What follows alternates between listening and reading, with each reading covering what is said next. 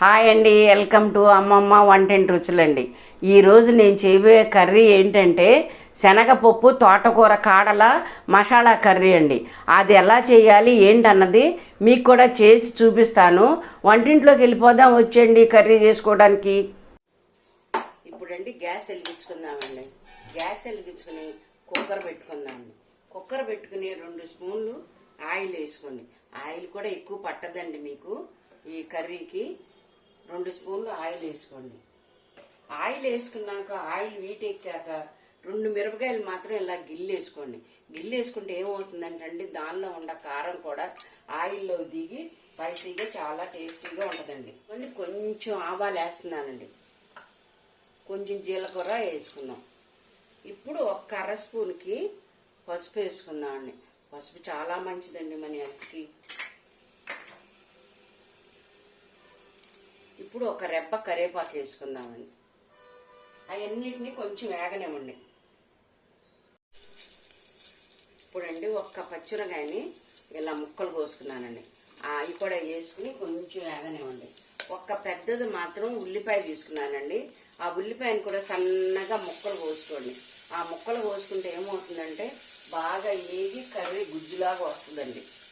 ఇప్పుడు ఒక్కసారి తిప్పుకుందామండి.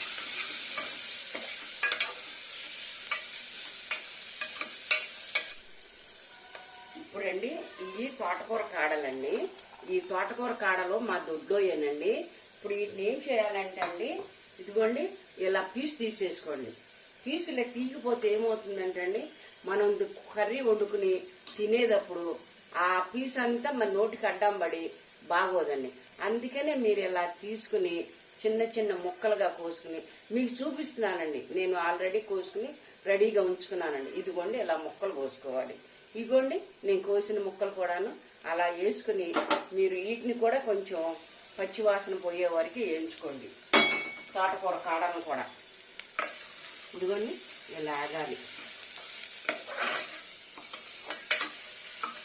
చూసారా ఇలా సన్నటి కాడలు. ఇప్పుడండి ఎల్లుల్లిపాయలు మాత్రం ఎల్లుల్లిపాయలు వేసుకోబాకండి. ఇలా కొంచెం నలిపేసి వేసుకుంటే మంచి స్మెల్ వస్తుందండి. కూర కూడా చాలా బాగుంటుందండి మీకు స్మెల్తో. ఇప్పుడు మీరు కర్రీ చేసుకునే ముందు 1 అరగంట ముందు శనగపప్పుని ఇలా నానబెట్టుకోండి. నానబెట్టుకుంటే ఏమవుతుందంటే అండి త్వరగా ఉడుకుతుంది అనమాట.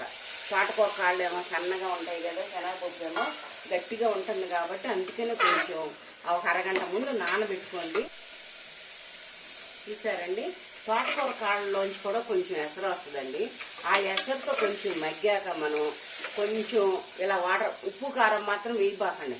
ఉప్పు కారం వేసుకున్నారనుకోండి శనగపప్పు ఉడకదు, దాని టేస్ట్ రాదనమాట.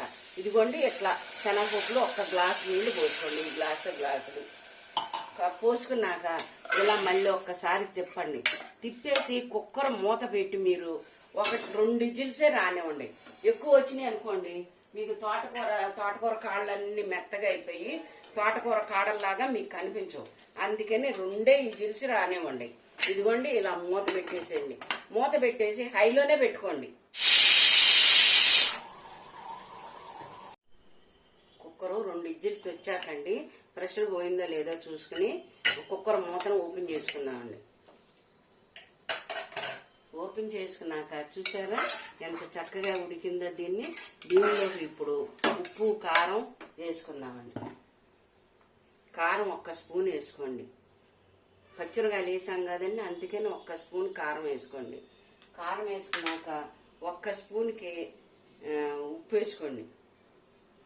తోటకూర కాడలండి కొంచెం ఉప్పదనంగా ఉంటాయి, అందుకని మీరు ఉప్పు మాత్రం తగ్గించేసుకోండి.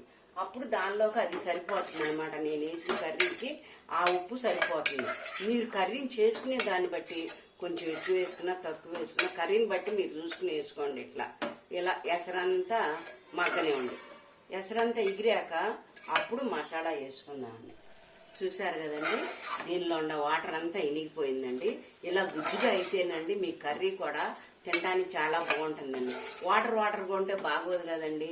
ఇది ఎప్పుడైనా సరే మీరు చపాతీకి కానీ రోటీకి కానీ దేనికైనా రైస్లో కానీ చాలా టేస్ట్గా ఉంటుందండి. మీరు ఏం కూర వండుకోవాలి ఏంటని టెన్షన్ పడిన అవసరం లేదండి. మనం రైతు బజార్ నుంచి అలాగో తోటకూర తెచ్చుకుంటాం కదండి, దానిలో కాడలు వస్తాయి.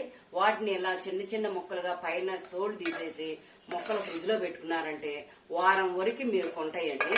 ఆ శనగపప్పు ఏముందండి, ఎప్పుడు పడితే అప్పుడు 10 నిమిషాల ముందు నానబెట్టేసుకుని ఇలా కర్రీ చేసుకుంటే చాలా టేస్టీగా ఉంటుందండి. మీకు 5 నిమిషాల నుంచి 6 నిమిషాలు అయిపోతుందండి.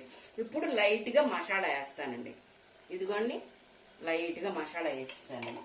మసాలా వేసేసి సర్వింగ్ బౌల్లో తీసేసుకుందాం.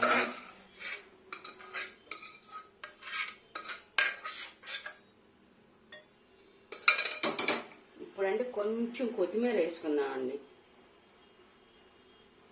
చూసారా, చూడటానికి ఎంత బాగుందో చూడండి.